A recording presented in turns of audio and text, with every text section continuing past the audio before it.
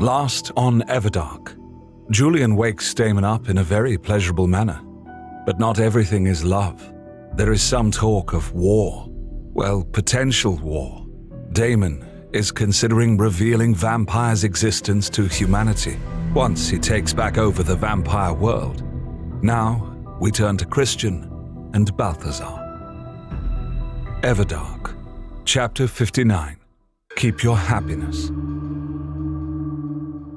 Christian straddled Balthazar's thighs. He'd pulled the comforter and sheet down so that they were skin to skin. He was awake. He had been awake for half an hour, but had remained still and cuddled in Balthazar's arms. He'd expected the other man to wake up any minute, but the minutes had passed, and Balthazar had remained stubbornly asleep. So he had decided to take matters into his own hands, or legs. He had slid on top of Balthazar and straddled him. He looked down at Balthazar's handsome face. In sleep, he almost looked innocent, like some kind of sleeping prince that could just be woken with a kiss. He almost snorted at the idea of Balthazar being innocent. He had a feeling that his master was born naughty. And he's acting naughty now. He must be awake. He's just pretending, surely. I'll prove it. Christian leaned down and kissed Balthazar's lips. He felt no answering smooch. He drew back. His master remained seemingly asleep. Christian remained just inches away from Balthazar's lovely face. His hands balled into fists by his master's broad shoulders. He looked for any movement, but there was no twitching of the eyes or mouth. Balthazar was breathing, and his heartbeat was steady. You're pretending, Christian said firmly, even though he had nothing to back that up. A slight smile appeared on Balthazar's lips. His master did not open his eyes, however, but asked, "Let me guess. You were an early riser in your first life, right?"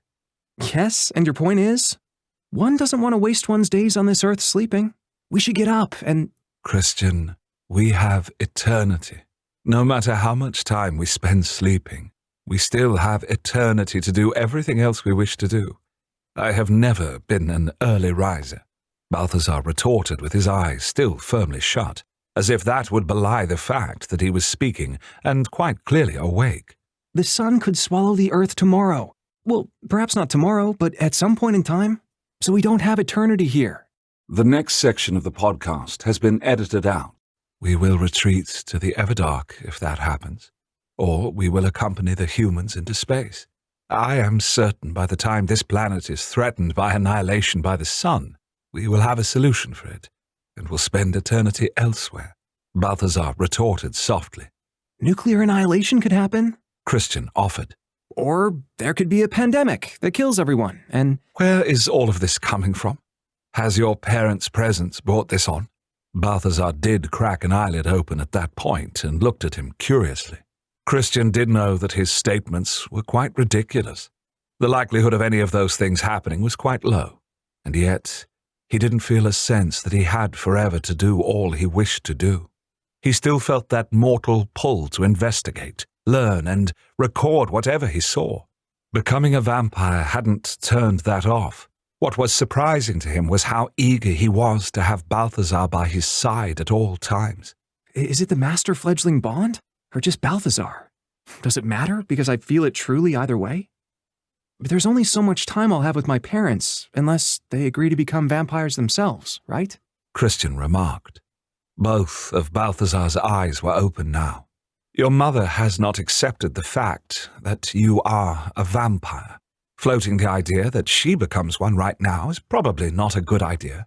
It's actually almost the worst idea I can think of, bar me chasing down a virginal young man, feeding from him, and... And? Christian's eyebrows rose. What would you do to this virginal young man?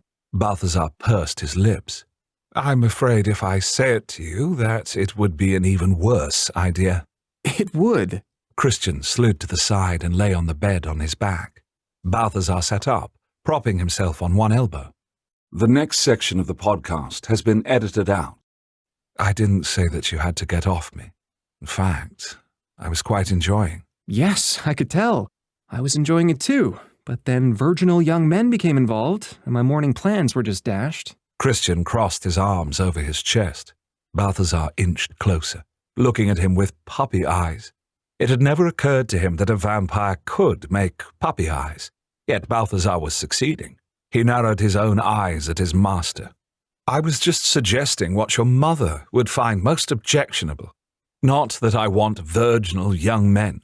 They're so messy, and things are so short. Really, there's nothing about them I care about at all."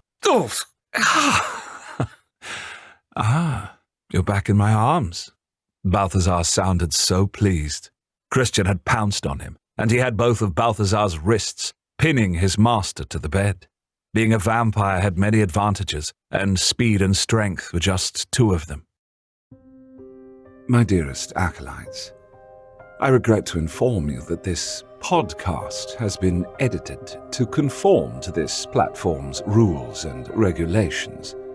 Obviously, sexy vampire interludes are not appreciated by these plebeians. This episode has been cut to be acceptable to audiences of all ages.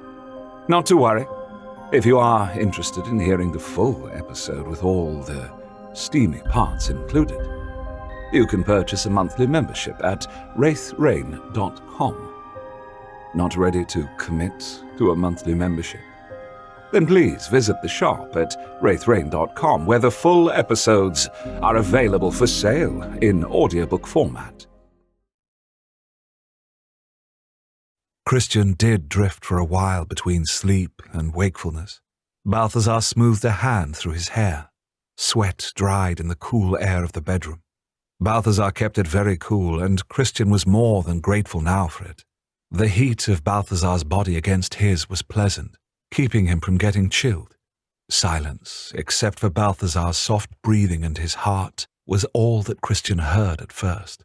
Then, so soft as to be almost inaudible, was David's voice. "You are so beautiful."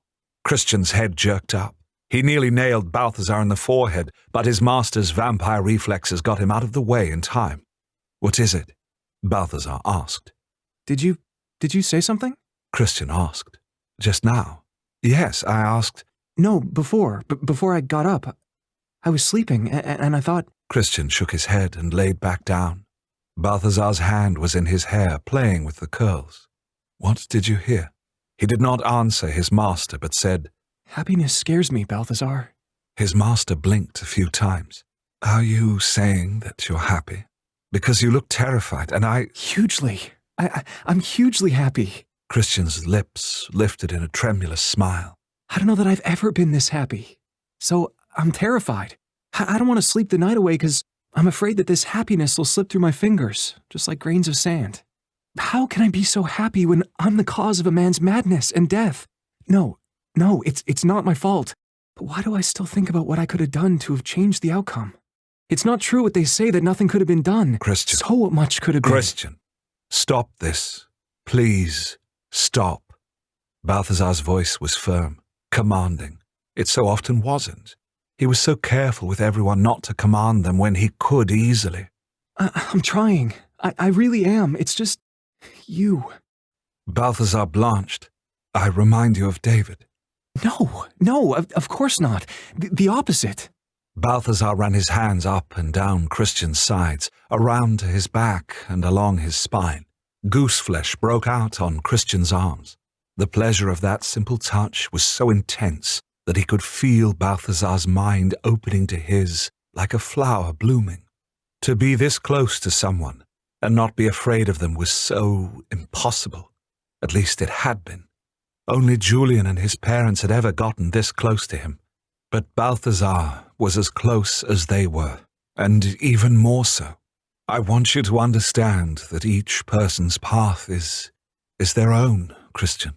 Meaning that I'm not responsible for other people? But of course we are.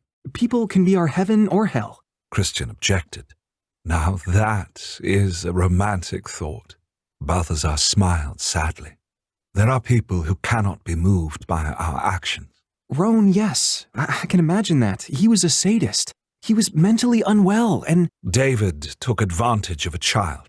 He wrecked himself. and he wanted to do it just as much as Roan wanted to have me as his marionette on strings. Balthazar let out an acidic laugh. Some people want to hurt others. Some want to hurt themselves. And sometimes there is nothing anyone can do about it. I don't know if I agree. Balthazar gritted his teeth, but then nodded.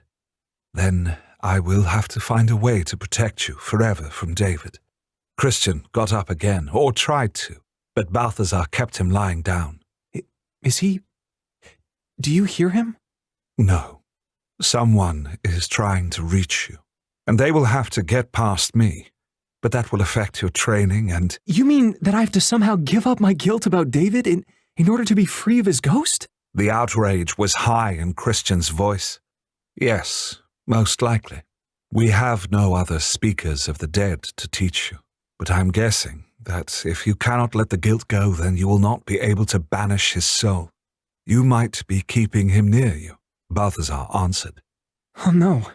No, I will not accept that. And yet, he feared it was true. What about a Cali vampire? Would they maybe know another way to free me? Oh, I'm betting they would, but likely not any we would like. But we do have their friendship. Well, that one house. The corpse powder house? Yes. You don't want to drink more of that poison, do you? Because I don't want to experience it secondhand. Christian groaned. I learned my lesson, but I'm betting whatever the Cali will have as a solution to David will be just as double-edged, Balthazar remarked dryly. Touché. I'll consider what you've said. A wicked grin crossed Balthazar's face. His long hair was all mussed, but he still looked sensual and somehow put together despite the mussiness. I'm glad. Now, shall we nap? Nap? No, You don't want us to linger in bed? Explore one another. Learn each other completely. Can't you spare any time for that? Christian leaned down and placed his hands on either side of Balthazar's head. I'm quite happy to do almost anything with you in this bed, other than sleep. He feared what voices more sleep would bring. Balthazar grinned like a happy little boy. I thought you'd never say that. You thought I'd never be in this bed with you, Christian remarked dryly. Both of them had thought that. Both of them had been gloriously wrong.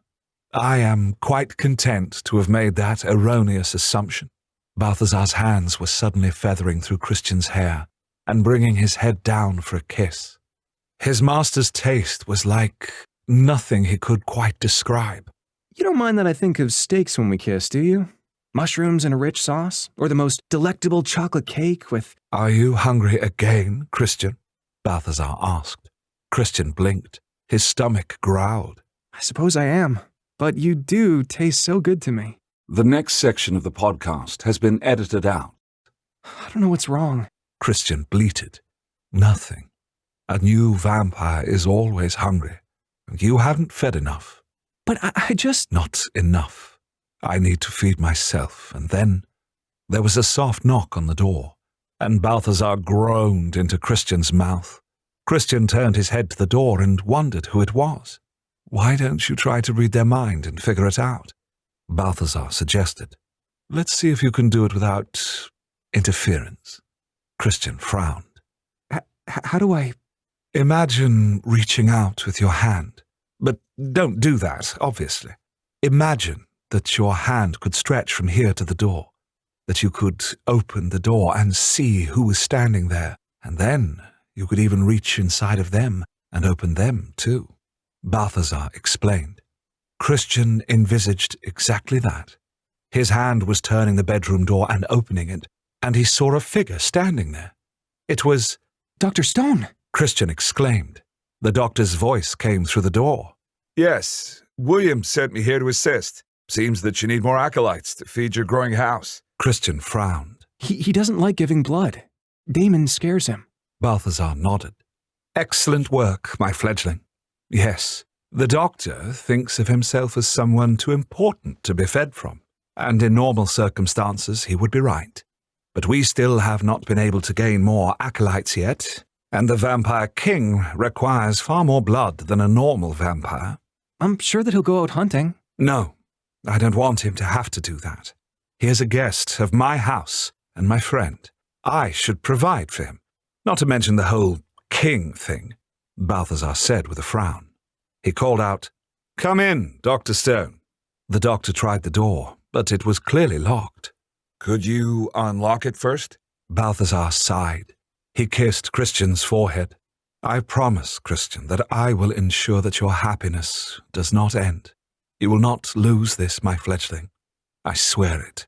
And with another kiss, Balthazar left his side, but Christian could still feel his master's mind wrapped around him. Join us next time for episode 60. Choose the reason for your death. How can you find out what Wraith Rain is up to?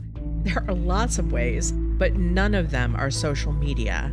Social media comes and goes, and posts get lost in the feed, but our website and mailing list belong to us. So that's what we rely on to post the news. The front page of the Wraith Rain website, wraithrain.com, tells you what's happening in the next month, what chapters to expect, when the podcast will publish next, free books on Amazon coming up, the next actor live stream, and anything else that's new. You can also join our email list. It's old school, but it's what a lot of people rely on. Our emails are probably the most informative communication because we aren't limited to the space of a social media post. Links to our homepage and the form to join the email list are in the notes. The Everdark podcast by Ex Aratare is performed by Edward Fox, Adam Riley, Jay Thillis, Bruno Devant, Kelly Michaels, and Hannah Hart, with Liz Gentle as Seer. Edited by Matthew Prince, continuity by Adrielle Wiggins.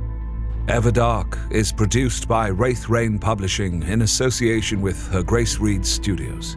Copyright 2022 by Wraith Rain Publishing.